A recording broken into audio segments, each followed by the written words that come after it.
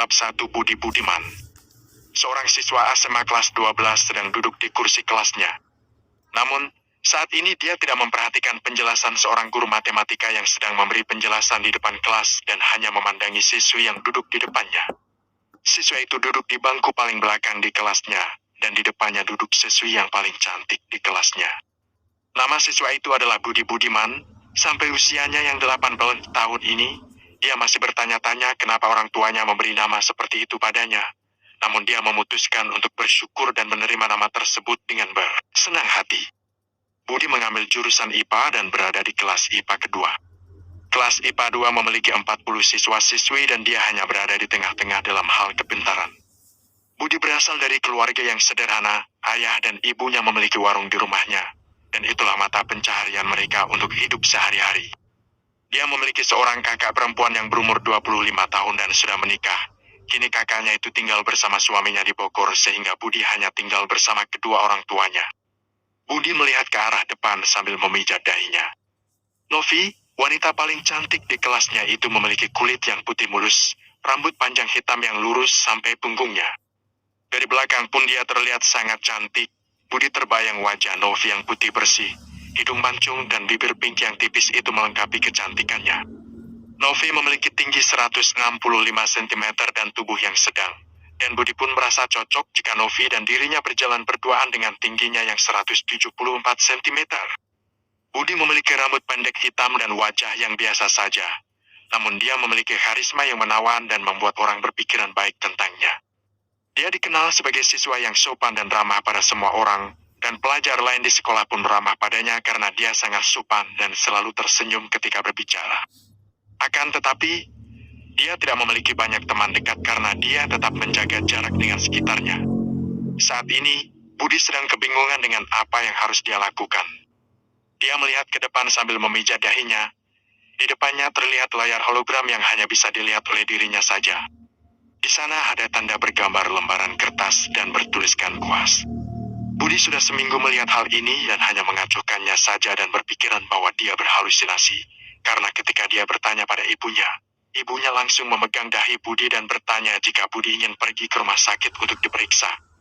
Bahkan ibunya bertanya apakah dia mabuk minuman keras atau ikut-ikutan meniru anak nakal ngelem yang sedang marak diberitakan di TV. Akhirnya Budi pun menyerah ketika melihat reaksi ibunya. Ketika Budi menyentuh tanda kuas itu, di depannya layar itu berubah dan di sana terlihat. Kuas mencari tahu warna celana dalam Novi, kelas 12 IPA kedua. Hadiah, uang tunai 100.000 rupiah. Bisa gila aku. Budi memijat-mijat dahinya sambil berpikir. Dia tidak tahu apa yang salah pada dirinya. Dia hanya memungut berlian berwarna merah tua yang terjatuh dari langit. Saat itu dia sedang duduk sambil bermain game di handphone saat begadang di malam minggu. Namun tiba-tiba ia melihat cahaya yang jatuh ke halamannya dari luar jendela. Dia pun menemukan berlian ini dan memungutnya. Lalu, tiba-tiba berlian itu menghilang dan layar ini mulai muncul sejak saat itu. Budi sudah mencari informasi di internet tentang batu berlian yang aneh, namun tidak menemukan apapun yang dia cari. Hanya cerita tentang sesuatu yang mistis ataupun sejenisnya saja. Dia pun menyerah dan mengacuhkannya saja sampai saat ini. Namun karena sudah seminggu layar ini tak kunjung hilang, dia pun mulai penasaran dan ingin tahu apakah layar ini benar-benar bisa memberikannya hadiah, karena uang 100.000 merupakan jumlah yang besar untuk Budi, dan dia ingin menabung untuk biaya kuliah ataupun modal untuk bekerja nanti setelah dia lulus sekolah. Budi tidak ingin memberatkan orang tuanya karena dia tahu biaya kuliah sangatlah besar untuk keluarga sederhananya. Dia bersyukur dengan keadaannya yang masih bisa bersekolah dan memutuskan ingin cepat-cepat mencari uang untuk membantu keluarganya memperbesar warungnya. Namun karena kuas ini sangat berbahaya dan Budi pun tidak mengetahui cara untuk melihat warna celana dalam Novi. Budi merasa malu dengan dirinya sendiri karena dia memikirkan bagaimana cara mengintip celana dalam seorang teman kelasnya. Dia pun menggeleng-gelengkan kepala untuk menghilangkan pikiran kotornya. Novi adalah perempuan yang ramah dan ceria. Ia merasa malu telah berpikiran buruk kepadanya. Namun di sisi yang lain, dia juga tertarik untuk mengetahui hal terlarang ini. Membayangkan celana dalam dan paha mulus Novi di balik roknya itu. Budi menelan ludahnya dan mulai menggelengkan kepalanya lagi untuk menjernihkan pikirannya. Dia tersadar dari lamunannya ketika dia melihat guru matematika, Bu Indri yang sedang ada di samping mejanya. Bu Indri melihat Budi sambil tersenyum, dan anak-anak di kelas pun melirik ke arahnya sambil berusaha menahan tawa. "Kenapa Budi?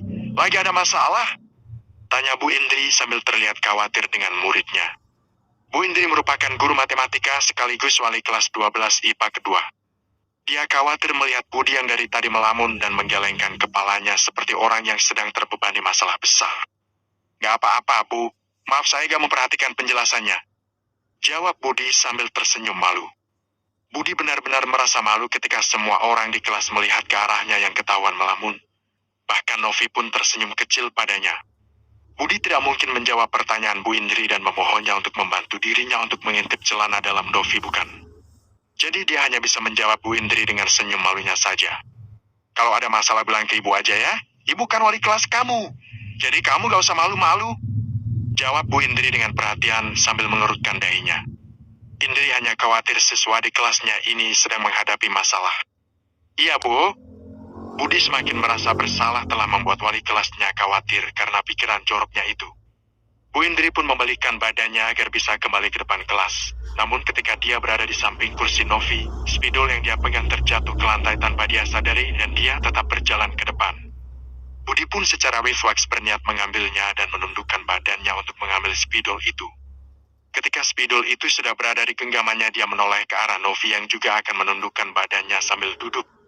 Kaki putih mulusnya terbuka sedikit dan Budi bisa melihat bahwa di antara celah-celah paha putih yang mulus itu, terlihat sedikit bagian depan celana dalam Novi. "Ping," ucap Budi dalam pikirannya dengan mata yang membesar.